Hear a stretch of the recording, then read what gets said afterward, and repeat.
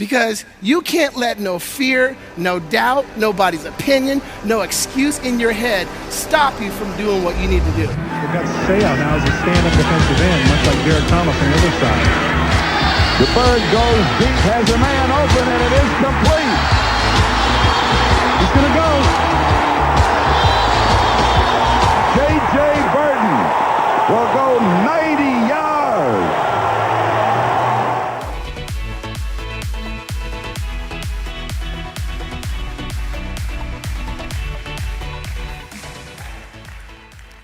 Why are you doing what you're doing?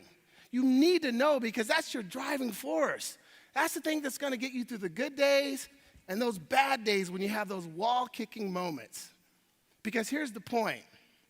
When the why is strong enough, the process to get there is not a challenge. You'll do whatever it takes because the motivation is so strong. I can remember times when I was playing in a game. Now, I was a wide receiver. My job was to catch the football. And there were times when they call X crackback. That's when I got to block the linebacker. And I'd look down and I'd see 260 pounds Junior Seau, one of the best to ever play, 100 pounds bigger than me. Now, I don't have time to sit there and think about like, dang, look at Junior's arms. Look at his muscles in his neck. I think he got some muscles in his cheek. No, it was strap it up, go down there, and hit Junior, and I'd do that. Now, Junior wouldn't move at all. But when you saw the film the next day, you saw number 88 running down there doing his job. Because the why, the reason.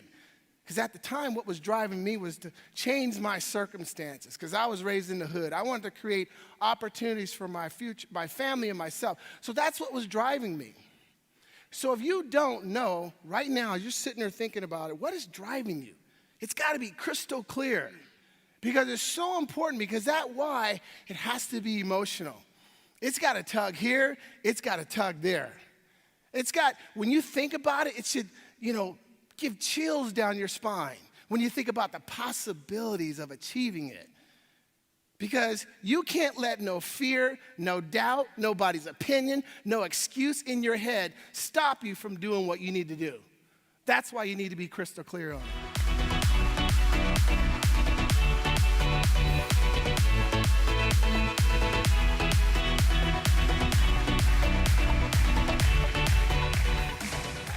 Again, I want you to be thinking like leaders.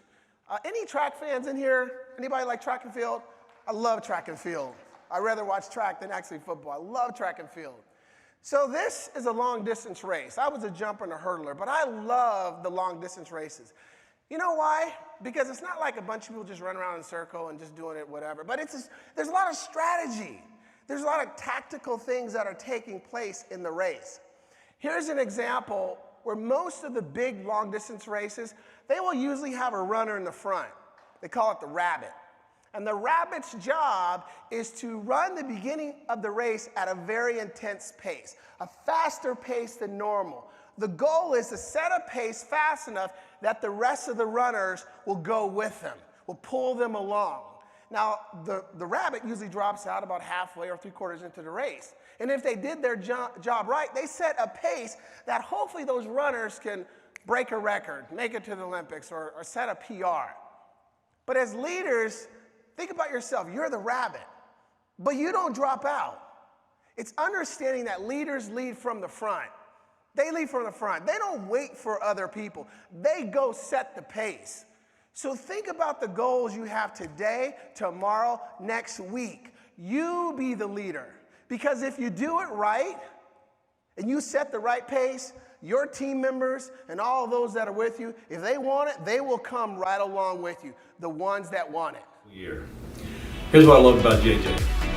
JJ brought energy and excitement, but he brought alignment to our team and what we were looking for. And more importantly, he gave our team the confidence and the courage to go out there and get to the next level. That's what he brought to us. And in me as a business leader, you're always looking for some aspect of that. He nailed all three. What do you do when you've got that plan? Here's the goal. Here's the plan. I'm following. All of a sudden, someone throws a curveball. You call an audible. I'm married to my high school sweetheart, or my college sweetheart, Raina.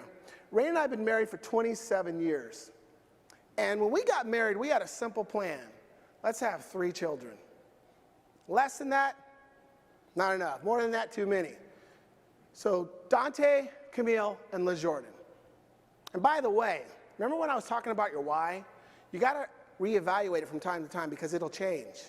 All 3 of my children got married last year at different points during the year. February and 2 in May. So you know what my why was last year. You know what was driving me last year. So 10 years ago, I get a call from my nephew, Justin, in Tulsa, Oklahoma. Justin says, Uncle, there's craziness happening out here. You need to come check on us. So 24 hours later, I fly out to Tulsa. 24 hours later after that, I'm standing in a courthouse before a judge. And the judge says, Mr. Birden, we're going to take your 5 nieces and nephews, and we're going to put them in 5 separate foster homes. You're the next of kin, so what would you like to do? Whoa. I just came to check on the kids. This wasn't part of the plan. But I did first what any smart husband would do. And I said, Judge, let me call my wife first. I called my wife, 5-minute conversation. We took all 5 of those children, and we merged them into our family. And when we did it, many people were questioning us. Why are you doing that? Why would you add 5 more mouths to feed? Rain and I saw it as an opportunity to impact 5 more lives. And I believe we've done that, and they've impacted ours too. But when I was working on this presentation, I thought about you. How many lives are you guys impacting? Think about it. I saw a stat the other day that said that 76% of North America stress every day over money and work. So maybe you guys can't affect work, but can you affect money? People are concerned with their security, financial security. Are they going to have enough to retire, to send their kids to college? You guys impact that. Do you recognize the lives that you're changing every single day, and are you putting forth the effort to continue to do that?